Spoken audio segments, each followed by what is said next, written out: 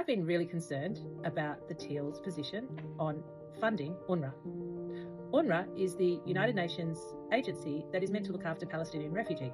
However, there has been a mounting amount of evidence to show that UNRWA is not looking after Palestinian refugees, but instead educating and inciting terror. They are also known to have housed hostages, Israeli hostages in Gaza, and they have housed a massive data center for Hamas. The evidence showing the ties between Hamas and UNRWA is irrefutable.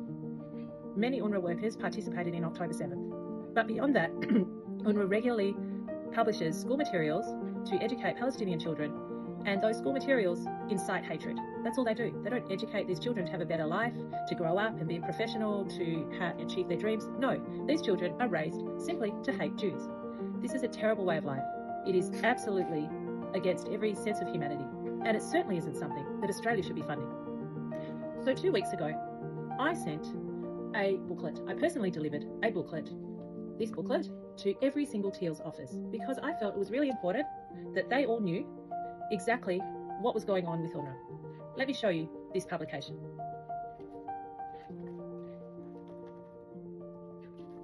Here I say that in 2024, we funded $20 million to UNRWA. That could have built 100 to 150 affordable housing units. It could have built public parks and urban green spaces, or it could have delivered environmental conservation projects, which is what the Teals are platforming on.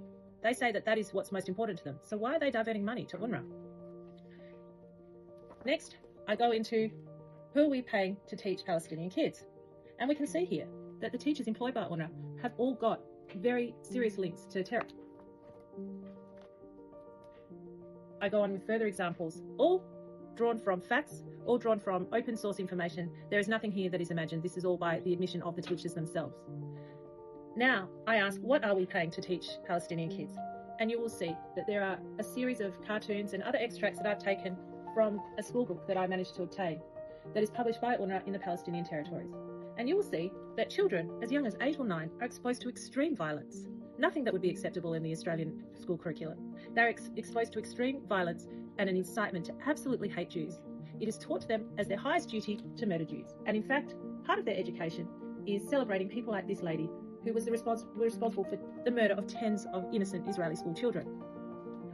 I then published, again, using open source information, I found these links. I then published a series of ties between UNRWA officials and Hamas. One particular, and you can see here in this page. If you're interested, I can certainly email or WhatsApp you a copy of what I said to the Teals, and you can decide for yourself how based in fact my report is. But I would say this, there have been countless meetings, as you can see, UNRWA officials with Hamas officials, regularly, for years and years. This is just not an organisation that is about meeting the mandate of the United Nations and seeking peace in our times. This is an organisation that simply seeks to promote hatred. And again, the ties go on and on and on. The links between Hamas, the people in red, and UNRWA, the people in blue. They work hand in hand. I then specify and detail what UNRWA employees' involvement were during the October 7th terrible attacks. They dragged a dead body of a poor, innocent Israeli civilian into Gaza. Why? This is a sick act. There's one thing to murder someone, but another to deny their family the ability to bury them and say goodbye and have closure. The psychological torture is just horrendous. So I have got here a long list of everything that UNRWA did during the October 7th attacks and thereafter to support Hamas. It's estimated that 1,200 UNRWA employees are Hamas and Palestinian Jihad operatives. This is not a credible organisation, and this is not something that we should be funding to the tune of $20 million a year.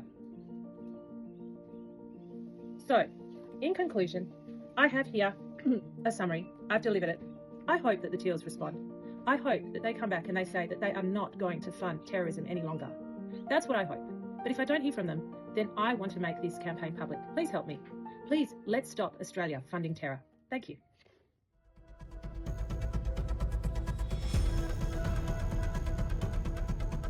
Presenting some research to Valley Circle MP to make sure that there's awareness around the link between UNRWA and Hamas, and therefore, given Australia funds UNRWA, the link between Australian taxpayer funds going to fund terrorism.